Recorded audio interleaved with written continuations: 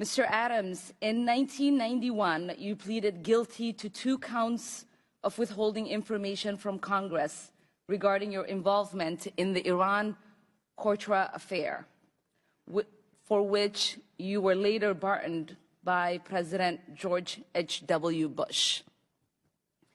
I fail to understand why members of this committee or the American people should find any testimony that you give today to be truthful. If I can respond to that. It wasn't a question. That was not a question.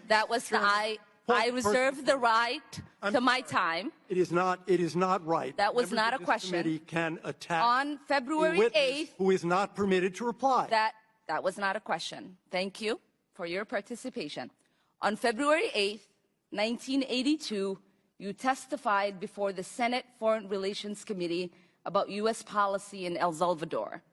In that hearing, you dismissed as communist propaganda report about the massacre of El Mozote, in which more than 800 civilians, including children as young as 2 years old, were brutally murdered by U.S.-trained troops. During that massacre, some of those troops bragged about raping a 12-year-old girl before they killed them. Girls before they killed them.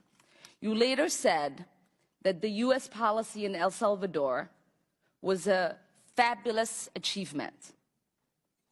Yes or no, do you still think so? From the day that President Duarte was elected in a free election to this day, El Salvador has been a democracy. That's a fabulous achievement. Yes or no, do you think that massacre was a fabulous achievement that happened under our watch? That is a ridiculous question, and I yes or no? No. I will take that as a yes. I am not going to respond to that kind of personal attack, which is not a question. Yes or no, would you support an armed faction within Venezuela that engages in war crimes, crimes against humanity or genocide, if you believe they were serving U.S. interest, as you did in Guatemala, El Salvador, and Nicaragua? I am not going to respond to that question. I'm sorry. I don't think this entire line of questioning is meant to be real questions, and so I will not reply. Whether under your watch, a genocide will take place, and you will look the other way because American interests were being upheld, is a fair question, because the American people want to know that anytime we engage a country, that we think about what our actions could be and how we believe our values are being furthered. That is my question. Will you make sure that human rights are not violated and that we uphold international and human rights?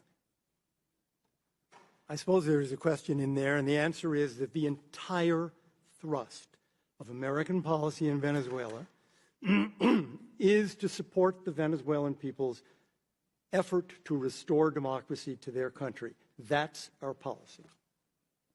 I don't think anybody disputes that. The question I had for you is that does the interest of the United States include protecting human rights and include protecting people against genocide? That is always the position of the United States. Thank you. I yield back.